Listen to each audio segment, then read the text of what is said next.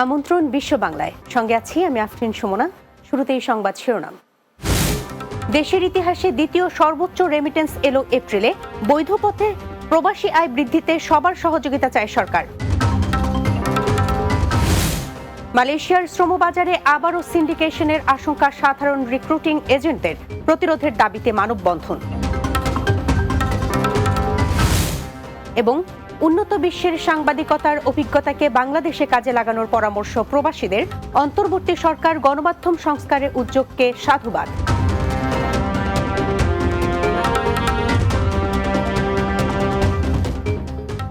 শুনছিলেন শিরোনাম, এবার বিস্তারিত। চলতি বছর এপ্রিল মাসে দেশে মোট রেমিটেন্স এসেছে $2,752 মিলিয়ন।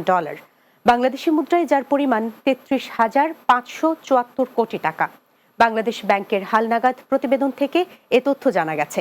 বাংলাদেশ ব্যাংকের তথ্য মতে 2025 সালের 30 এপ্রিল একদিনেই দেশের রেমিটেন্স এসেছে $144 মিলিয়ন।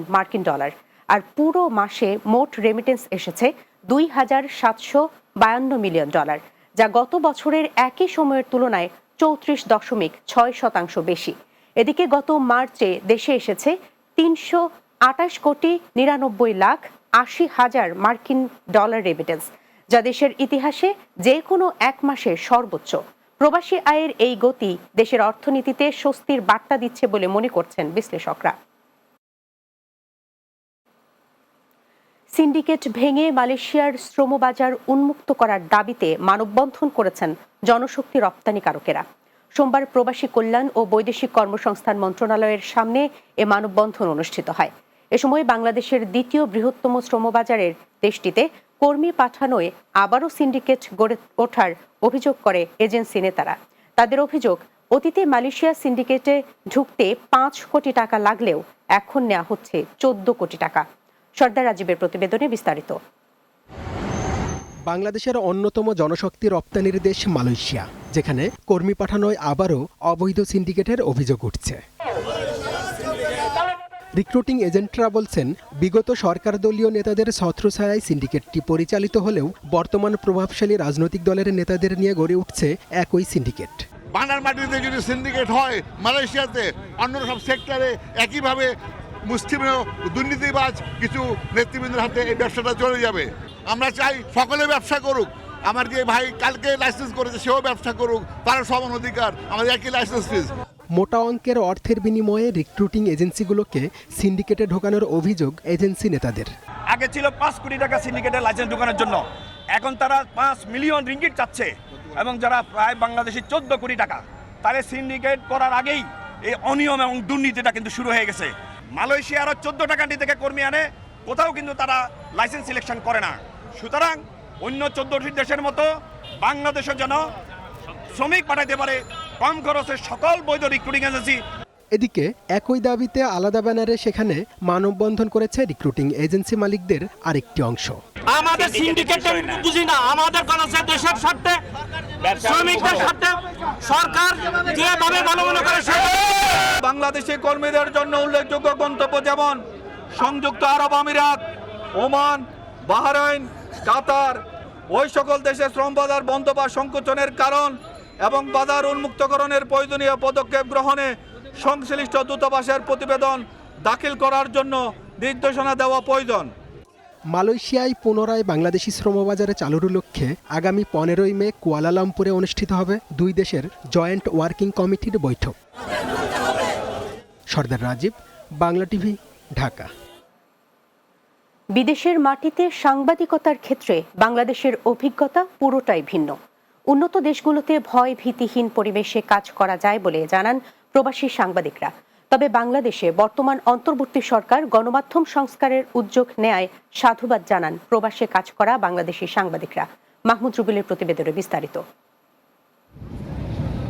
বিশ্বের বিভিন্ন দেশে আন্তর্জাতিক নানা গণমাধ্যমে কাজ করে যাচ্ছেন বাংলাদেশিরা। প্রবাসের সাংবাদিকতা সম্পর্কে এনটিভি ইউরোপের বিশেষ প্রতিনিধি রিয়াদ আহসান বলেন, যুক্তরাজ্যে ভয়ভীতিহীন পরিবেশে কাজ করেন সাংবাদিকরা।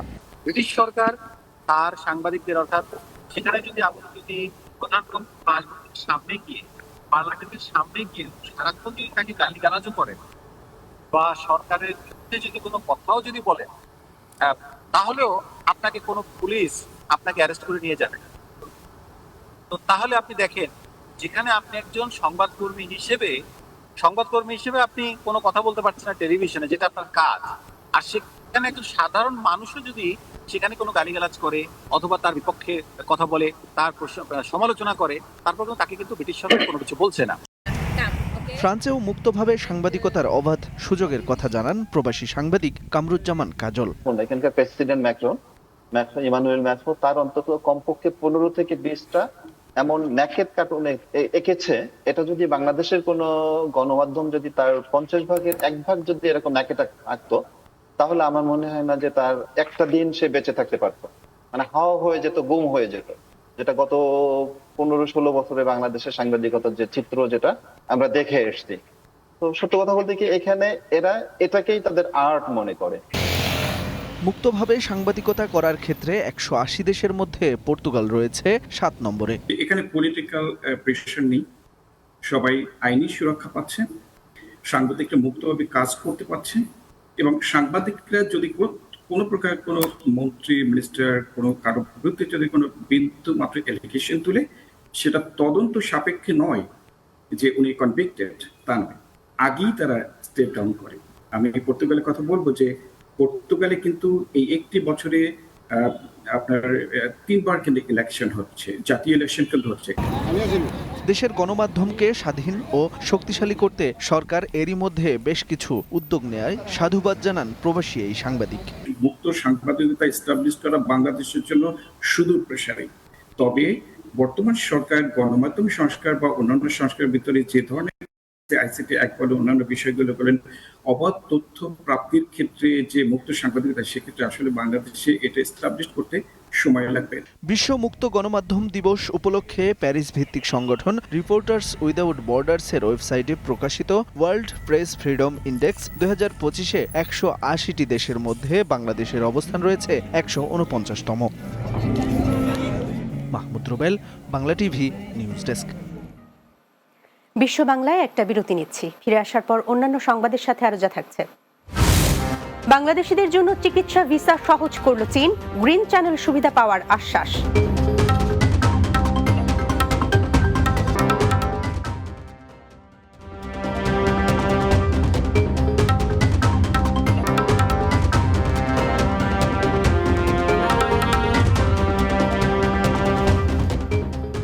বিরতির পর বিশ্ব বাংলায় স্বাগত আরও একবার। বাংলাদেশিদের জন্য চিকিৎসা ভিসার জন্য গ্রিন চ্যানেল চালু করেছে চীনা দূতাবাস। বাংলাদেশি নাগরিকরা কিভাবে চীনের চিকিৎসা ভিসা পাবেন সেটি জানিয়েছে দূতাবাস। রোববার ঢাকার চীনা দূতাবাস এক বিজ্ঞপ্তিতে ভিসা পাওয়ার প্রক্রিয়া সম্পর্কে বিস্তারিত তথ্য জানিয়েছে।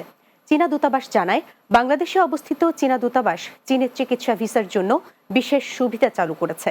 এ সুবিধার আওতায় ডকুমেন্টেশন বা প্রয়োজনীয় কাগজপত্র জমা দেওয়ার প্রক্রিয়া সহজ করা হয়েছে।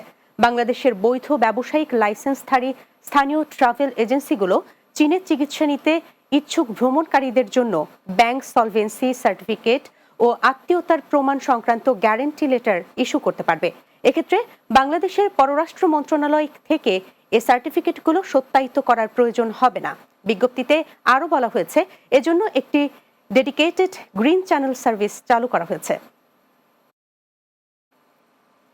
British Bangladeshi caterer association BBC এর লুটন ও বেডফোর্ডশায়ার রিজিওনাল কমিটি ঘোষণা করা হয়েছে। হারপেন্দন এর 1971 রেস্টুরেন্টে এই কমিটি ঘোষণা করা হয়। এতে মুস্তাফিজুর রহমান চৌধুরীর রহুলকে প্রেসিডেন্ট, শামসুল আলম মাকুনকে সেক্রেটারি ও নজরুল ইসলামকে ট্রেজারার করা হয়। 17 সদস্য বিশিষ্ট এ কমিটি ঘোষণা করেন BBC এর জাতীয় নির্বাহী পরিষদ এর প্রেসিডেন্ট তফজ্জুল মিয়া। লন্ডন প্রতিনিধি ফজলুল হক জানান, ফয়সাল আহমেদের সভাপতিত্বে অনুষ্ঠান পরিচালনা করেন মোহাম্মদ আলী মজনু।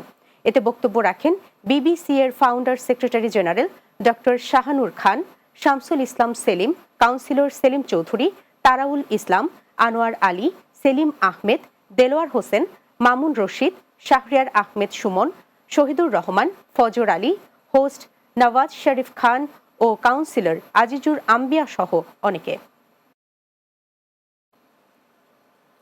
লেবাননে তারুণ্যের উৎসব উপলক্ষে এক মতবিনিময় সভা অনুষ্ঠিত হয়েছে। লেবানন থেকে বাবু সাহা জানান, দেশটির বৈরুতস্থ বাংলাদেশ দূতাবাসের হলরুমে হয় এই সভা। এতে সভাপতিত্ব করেন দূতাবাসের প্রথম সচিব ও দূতালয় প্রধান মোহাম্মদ আনোয়ার হোসাইন। সভায় উপস্থিত বাংলাদেশিরা সামাজিক যোগাযোগ মাধ্যমে প্রবাসীদের কল্যাণ ও আর্থ-সামাজিক উন্নয়নে কতটা সহায়ক ভূমিকা পালন করতে পারছে এ বিষয়ে তথ্য তুলে ধরেন বক্তারা। দূতালয় প্রধান জানান, প্রবাসীরা বাংলাদেশের আর্থ-সামাজিক বিন্যাসের একটি অবিচ্ছেদ্য অংশ। তথ্য প্রযুক্তির যুগে দেশ ও প্রবাসীদের কল্যাণে আরও দক্ষতার সাথে সবাইকে ঐক্যবদ্ধভাবে কাজ করার আহ্বান জানান হাই কমিশনের কর্মকর্তারা।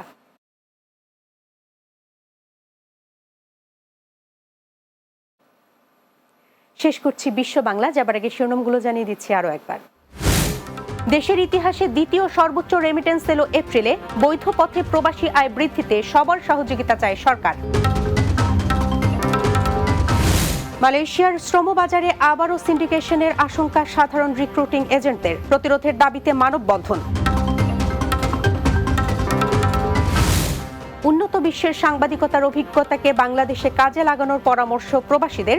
অন্তর্বর্তী সরকার গণমাধ্যম সংস্কারে উদ্যোগে সাধুবাদ। এবং বাংলাদেশিদের জন্য চিকিৎসা ভিসা সহজ করল চীন। গ্রিন চ্যানেল সুবিধা পাওয়ার আশ্বাস।